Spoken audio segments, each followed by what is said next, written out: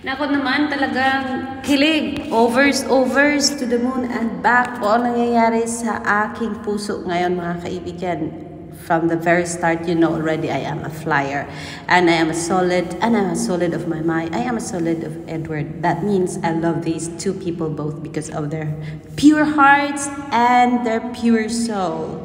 Pero yes, ano itong nangyayari? Parang kumalma lang sila, tapos nag-cool off, and here they are again, protecting each other, pinaglalaban bawat isa, at talagang nakikipaglaban sa kanilang love team. Though hindi man, kaya nga sabi ni Maymay, hindi po ako bumitaw Edward kahit konti. Kasi hindi rin natin nakita si Maymay na tumanggap ng isang love team as well as Edward ng bagong love team. And they are just there, single and untouchable, kumbaga. Edward never accept any project, and so is my project na kung talagang merong love, tawag dito, parang may ka-love team na effect, eme. Pero, uy, ano ito? Oh, my, pinagtatanggol na niya ulit si Edward. Nako naman, grabe.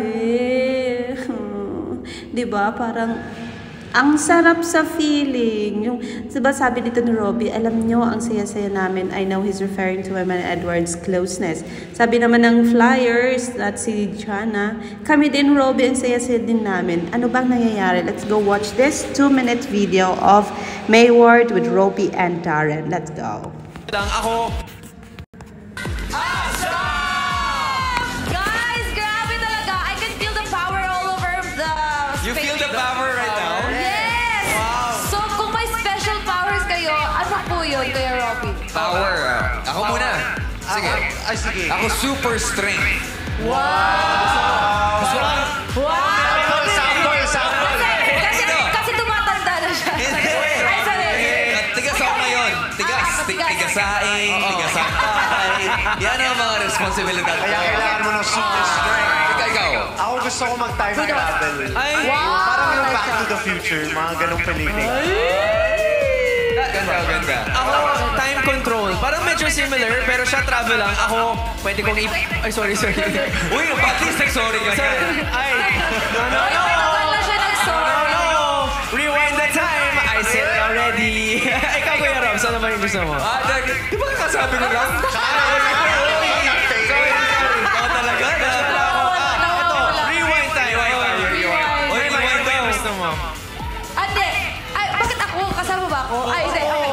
Hindi ako, the power of healing po. Kasi Sino yung unang i-heal mo kung may healing powers ka? may kailangan pa bang i-heal? Wala naman. Ano natin? Tanong lang naman. Doon na lang sa doon na lang.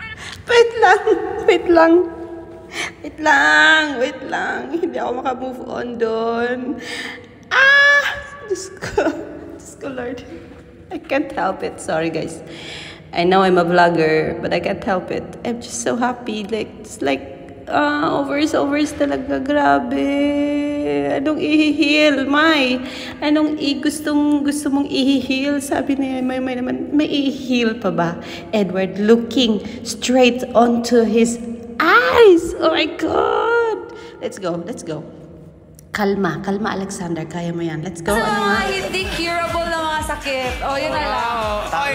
Ayun lang. Alam nyo, ang saya-saya namin.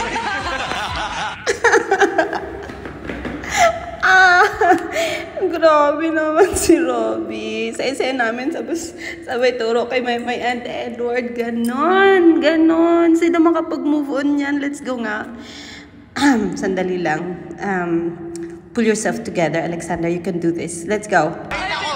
Pero ito ba, buti pa itong masusunod na papanood natin, talagang may special power ang kanyang boses. Kaya naman siya ang ating power diva. That's right. Lahat ng powers meron siya. Star power, vocal power, lahat meron siya. That's why we love her so much. Yeah, at dahil power diva siya, gagawa niya ng power ballad versions ang mga sikat na OPM songs. So here's a very special birthday concert treat from our OPM icon, the power diva, Miss.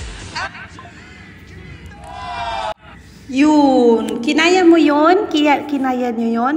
Ulitin natin na walang distraction, na hindi nakikialam sa Alexander at wala pong sasabihin sa Alexander. Tignan ko lang kung hindi kayo tatalon-talon sa kinauupuan nyo. Let's go and watch this again. Let's rewatch it and feel it.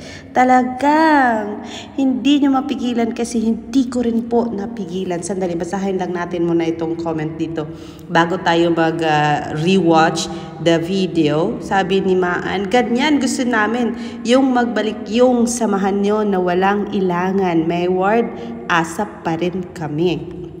Sabi naman ni Princess Mary, Mayward, come back bilang love team. Tapos yung kilig ni Edward, ni Robbie, hindi napigilan. Oh my goodness me. Okay, let's go. Kalma lang and let's watch the video again because I want you to feel what I feel right now. This is it. Hindi na mapigilan to. Talagang bumabalik na ba talaga sila 100%? Or more than 100%. Okay, ibibigay ko sa inyo uli. Edward, Maymay, Robbie, and Taryn para ma-feel nyo ang na-feel ko. Let's go!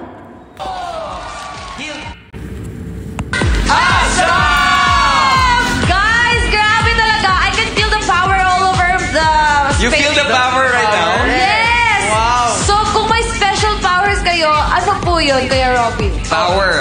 Ako muna. Sige. Sige. Ako super strength. Wow! Wow! Sample.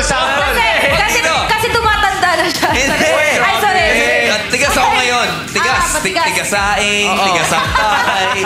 Yan ang mga responsibilidad ko. Kaya kailangan mo ng super strength. Ikaw. Ako gusto ko mag-time travel. Ay! Wow! Parang yung time Back to travel. the Future, mga ganong pelikula. Ganda. Ako, time control. Parang medyo similar, pero siya travel lang. Ako, pwede kong Ay, sorry.